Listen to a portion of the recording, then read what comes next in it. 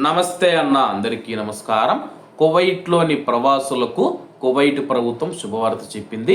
వివరాల్లోకి వెళితే, కువైట్లో నివసిస్తూ ఉన్న ప్రవాసుల యొక్క సౌకర్యార్థం మినిస్ట్రీ ఆఫ్ ఇంటీరియర్ మరొక కీలకమైన నిర్ణయం తీసుకుంది.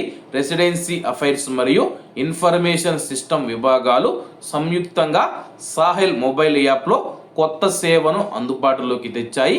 సర్వీస్ సెంటర్లకు వెళ్ళవలసిన అవసరం లేకుండా ఇకపైన ప్రవాసులు తమ పాస్పోర్ట్ వివరాలను అప్డేట్ చేసుకోవడానికి లేదా మార్పులు చేసుకోవడానికి సంబంధిత ప్రభుత్వ ఆఫీసుల చుట్టూ స్వయంగా వెళ్ళవలసిన అవసరం లేదు. తమ యొక్క మొబైల్లోని సాహిల్ యాప్ ద్వారానే ఈ ప్రక్రియను సులభంగా పూర్తి చేయవచ్చు. కొత్త పాస్పోర్ట్ పొందినవారు లేదా పాతదానిలో మార్పులు ఉన్న ప్రవాసులు ఆ యొక్క వివరాలను ఆన్లైన్ ద్వారా సమర్పించవచ్చు. గంటల తరబడి క్యూలో వేచి ఉండవలసిన అవసరం లేకుండా తక్కువ సమయంలోనే అప్డేట్ పూర్తవుతుంది. ప్రభుత్వ సేవలను ప్రజలకు మరింత దగ్గరగా చేయడంలో భాగంగా ఈ డిజిటల్ సేవను ప్రారంభించినట్లు అధికారులు వెల్లడించారు. ప్రవాసులు సాహిల్ యాప్ను గూగుల్ ప్లే స్టోర్ లేదా యాపిల్ యాప్ స్టోర్ నుంచి ఇన్స్టాల్ చేసుకొని తమ యొక్క సివిల్ ఐడి ద్వారా లాగిన్ అయ్యి ఈ సేవను పొందవచ్చని చెప్పి అధికారులు తెలియజేశారు.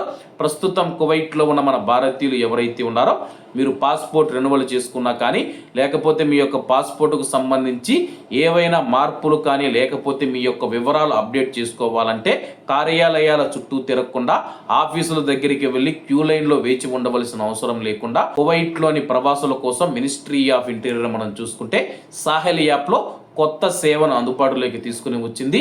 ఈ యొక్క కొత్త సేవ వల్ల మనం చూసుకుంటే మన యొక్క మొబైల్లోనే సాహిల్ యాప్తో మన యొక్క బతాకాతో లాగిన్ అయ్యి మన యొక్క పాస్పోర్ట్ వివరాలను అయితే ఆన్లైన్లోనే అప్డేట్ చేసుకోవచ్చని చెప్పేసి మినిస్ట్రీ ఆఫ్ ఇంటీరియర్ ప్రకటించింది.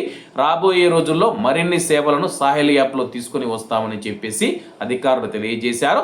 కాబట్టి అందరూ బాగుండాలి, అందులో మనం ఉండాలి. అందరికీ నమస్తే అన్న, జై హింద్.